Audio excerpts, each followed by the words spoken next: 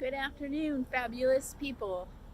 I'm here in Relish restaurant to meet a friend from work who we're going to resonate with today, Jodi. And to that, I'll be getting inside and see you soon. I'm with my good friend, Jodi. This is before we've eaten lunch, and she shared with me a little story that I requested she share with all of you. I think many people will be able to relate. Now, we may not go live with this. We'll determine at the end and her comfortability. But for now, I'll bring you to Jodi and her excuse of why we may not do this today. When I got here today, I mentioned to Gail that I had a little situation that happened this week, and what I said was, my dog ate my tooth. Right away, she said, "What? Where is it?"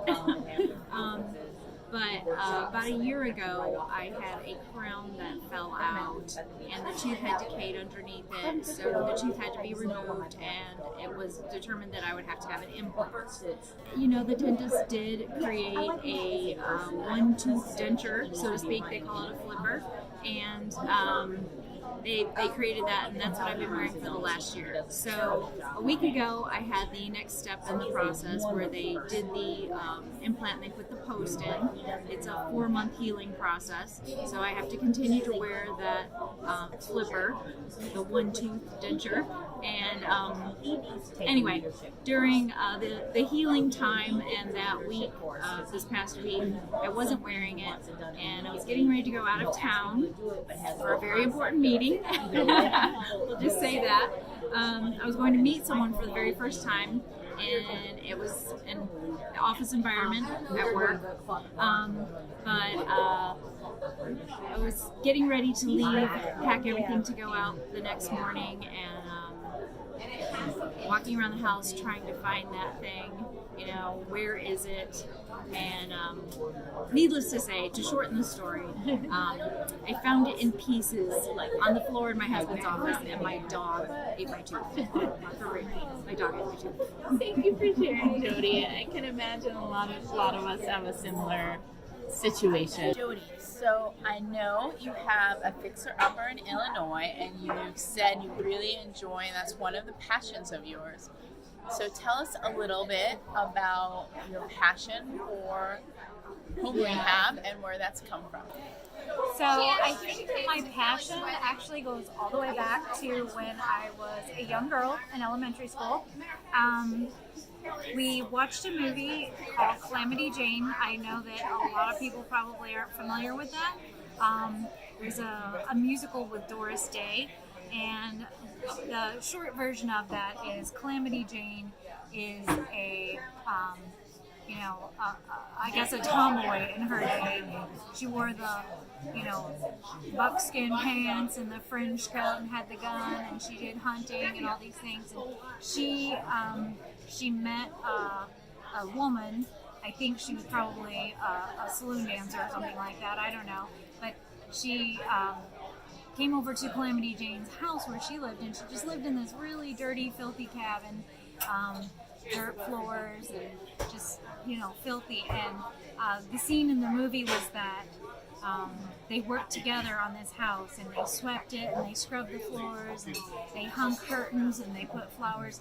And as an 8-year-old girl, I think that transformation was just so incredible to me, and I was so fascinated by it, that just really stuck with me. And that's probably my earliest memory of just being fascinated by the transformation of a house. Also growing up, my father was always remodeling homes, and I married a man who built homes, and there's just always been that construction and home piece in my life.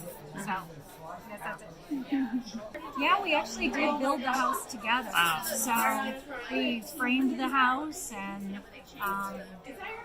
You framed a house. yes, we framed a house. Wow. Yeah, we built the entire house, from the footings to the roof, from the ground up. Tell us about the tile saw. The tile saw. So the tile saw was actually my first saw that I ever purchased. Really? Yes. And the first saw that you used? And the first saw that I ever used. I don't know why I felt safe using that over a circular saw. I do. I like the tile saw for some reason. I don't know if it's the guard on it. Maybe. That's it. But so the bathroom was upstairs in a 2-story house, and tile saws can be very messy, so that was outside on the patio. So there was a lot of running up and down the stairs with the tile, one piece at a time. But it was a great learning experience, and now that I've done it, I feel very confident in using the tile saw and tiling, and I've already started tiling my second home. You purchased your own house, and that was a fixer-upper as well.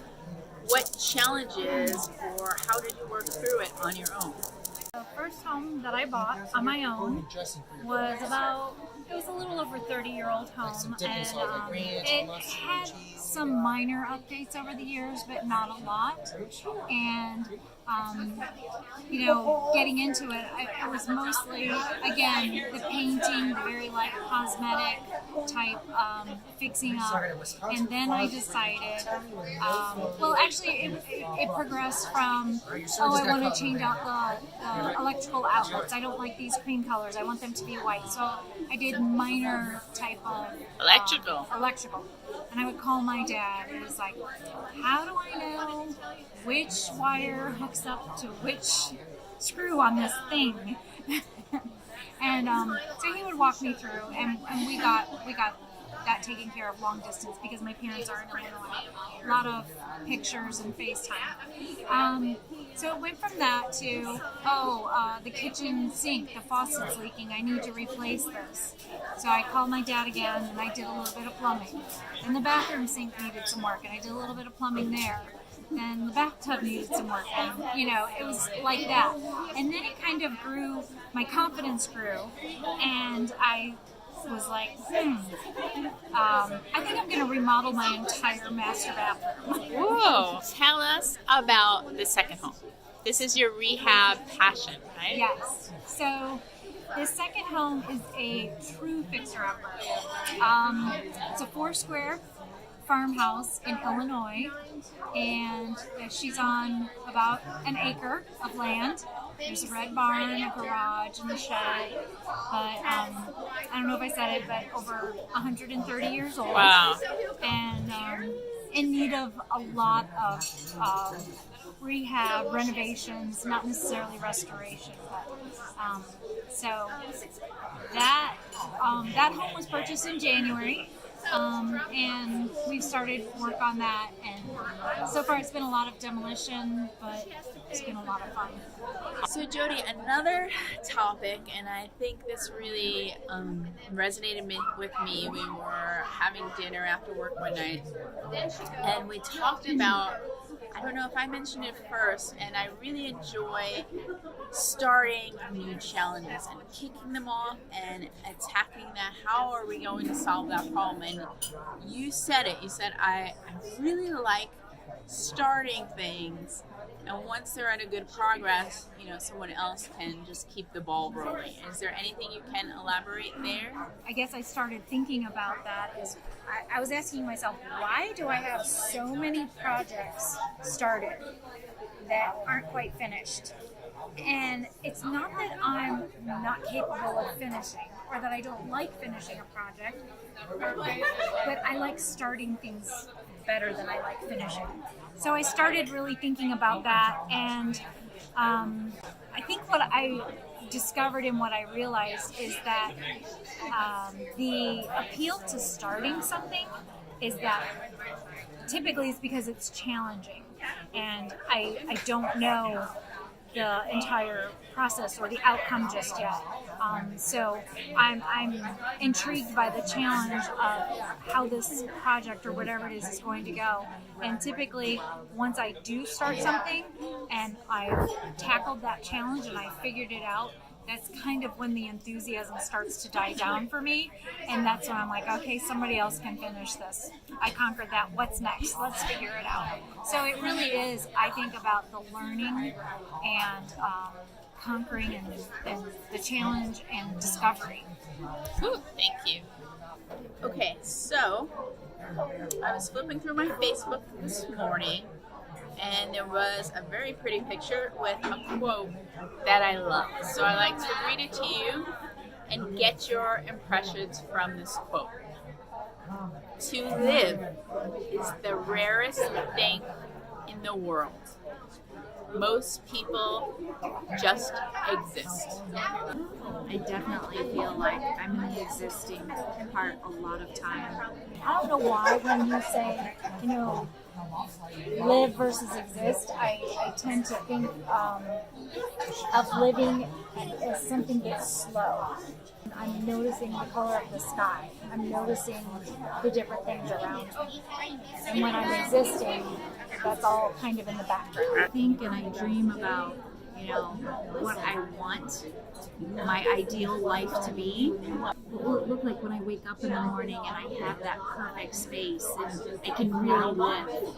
And in the meantime, until I get there, am I living or am I existing? And I do think that a lot of times I catch myself existing. And it's interesting that you bring up that quote because just in the last week, I've made a lot of changes to the space where I'm at right now. I'm in a rental house. I'm not happy there. It doesn't feel like home, and so I haven't been inspired to do anything. I haven't been inspired to live. And so this last week, what I've done is one of my favorite spaces, and one of the spaces I dream of in my future home, wherever it may be, is my deck or screen porch or that outside space, because that's my favorite place to be. Yeah. No matter what house I'm in, that's my favorite place to be. And then I have to we had some patio furniture, but there really wasn't like a table out there. And so what I did was we ended up getting a nice table to set out on the deck, but we didn't just have a table so that I could go out and have breakfast or coffee or lunch or dinner. I got plants. So I got some tomato plants and I planted them, and I have some blueberry plants and I planted them, and there's peppers and there's flowers and ferns, and there's all sorts of beautiful plants in this space. And when I wake up every morning now and I go out into that space and I water them and I touch them and I smell them and I talk to them, and to me, that's living. Do you talk to your plants? I do. I talk to my plants. First of all, I only have one very hardy plant from natural selection that we left out one night and got frozen, and still it came back with some green leaves. So it's the only plant that can survive for me. But I do like to talk to the plants. I name my plants. So some names. I have 2 blueberry bushes, and they are Bert and Babette. And you're going to see a pattern here in a minute. Tomato. The tomatoes are Brandy and Airy. One is a Brandywine tomato, and one is an heirloom. So you can tell the pattern here. I tend to name them either by a letter that begins with the plant, or something close to what that plant's name is. I hear you. I have chickens, and one is Blanca. It's the white chicken. I love it. Yeah. Okay.